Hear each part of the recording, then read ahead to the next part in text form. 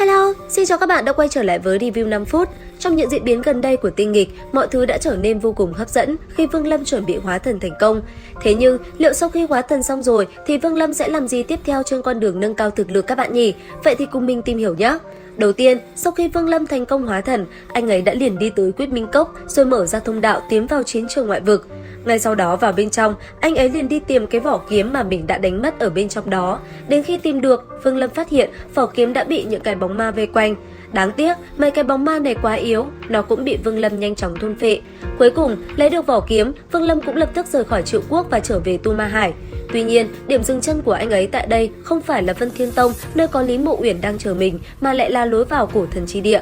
Thế nhưng, vừa khi tới gần, Vương Lâm lại bất ngờ gặp một lão gia hỏa cưỡi rùa phi tới. Trò chuyện một hồi, lão gia hỏa kia nói mình muốn hợp tác cùng Vương Lâm vào trong đoàn đồ tốt. Đáng tiếc, Vương Lâm hiểu được thâm ý của lão ta nên đã từ chối. Thấy thế, lão gia hỏa kia cũng phải đi vào một mình. Không lâu sau, khi lão trở ra, lão liền tặng Vương Lâm một sợi hỏa tuyến với ý đồ thăm dò thực lực. Đáng tiếc, Vương Lâm tu vi không yếu, sợi hỏa tuyến đó chẳng làm khó được anh ấy. Thậm chí, sau khi văn thú ăn vào, tu vi còn gia tăng nhanh chóng. Còn tên tu sĩ kia biết Vương Lâm khó chơi, hắn cũng liền bỏ đi. Thấy thế, Vương Lâm đợi hắn đi thật xa rồi mới tiến vào bên trong. Sau đó, dựa vào thần thông của mình, anh ấy liền đi vào toái tinh loạn và thu hết hỏa tuyến cho văn thú ăn để nó nhanh lớn. Còn mình, Vương Lâm nhanh chóng ngồi xuống chế tạo cấm phiên một cách hoàn chỉnh. Và thật may, cũng nhờ có địa thế nơi đây, sau khi hoàn thành cấm phiên thiên kiếp đã không xuất hiện. Cứ thế, Vương Lâm thành công và liền đi vào Cổ Thần Chi Địa để tìm kiếm một con linh thú cho mình. Và ngay khi đi vào, anh ấy đã gặp may. Lúc này, có một con cóc ước chừng ngang ngửa hóa thần đang bị con dao long khi trước xuất hiện rượt đuổi đến kiệt sức. Đến khi con cóc tung ra một đòn tuyệt sát cùng dao long va chạm, cả hai con vật đều bị chấn bay. Nhân lúc con cóc yếu ớt, Vương Lâm liền bắt nó đi. Sau đó, anh ấy nhanh chóng tẩu thoát khỏi Cổ Thần Chi Địa. Đến khi xuất hiện trở lại, Vương Lâm đã ở một nơi cách rất xa Tu Ma Hải. Tới đây, Vương Lâm cũng liền chọn một cái sơn cốc và bắt đầu tu luyện và chuẩn bị đầy đủ mọi loại pháp bảo cho chuyến đi vào tiên giới. Cứ như thế, thời gian qua đi, bỗng một ngày, ở những nơi có tu sĩ mang trên mình vũ đỉnh, cảnh tượng thất thải quang mang bảy màu xuất hiện. Sau đó, từ những nơi đó, thân ảnh của người sở hữu vũ đỉnh cũng liền bay lên trời cao, Vương Lâm cũng như vậy. Cứ thế, họ dựa vào vũ đỉnh mà cùng nhau đi đến cánh cửa lối vào tiên giới. Tuy nhiên, khi những người này gặp nhau, họ lại không vui vẻ gì. Rất nhanh, từng người cũng thăm dò thực lực đối phương một chút. Đến lượt Vương Lâm, anh ấy bị một tên tu sĩ hóa thần sơ kỳ tấn công. Thế nhưng, chỉ cần lôi con cóc tu vi hóa thần thực lực gần đạt tới hậu kỳ, Vương Lâm đã liền trấn nhiếp tên tu sĩ kia khiến hắn khiếp sợ. Sau màn giao chiến đó, cánh cửa tiên giới rốt cuộc cũng mở ra. Ngay lập tức, toàn bộ mọi người ở đây liền phóng người đi vào bên trong. Rất nhanh, vừa khi đi vào, Vương Lâm đã nhặt được một cái đỉnh. Sau đó, đi tới một cái động phủ, Vương Lâm tìm tòi mọi ngóc ngách thì phát hiện ra ở đây có một sợi tiên khí được ẩn giấu trong một tấm bia đá. Ngay lập tức, anh ấy liền tiến hành hấp thu nó. Thế nhưng, vừa khi Vương Lâm hành động thì ở phía xa, ngay lập tức có một tên chạy tới, đòi lấy đi sợi tiên khí kia của Vương Lâm.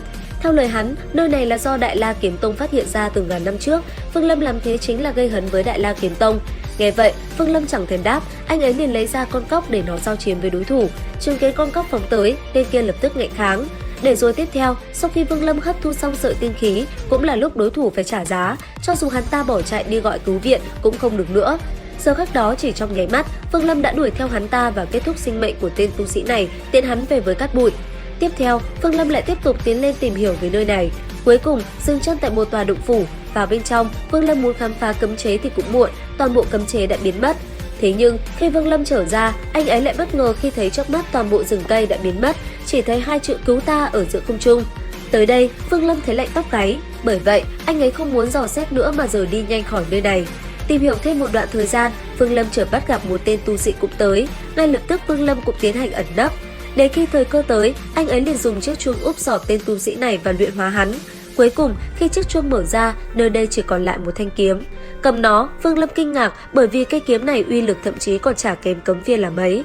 Làm xong, Vương Lâm cũng mau chóng rời đi. Thời gian trôi qua, sau một đoạn thời gian thăm dò, Vương Lâm đã xuất hiện ở một nơi rất xa. Bất chợt, anh ấy thấy một đám nữ nhân áo đen bịt mặt.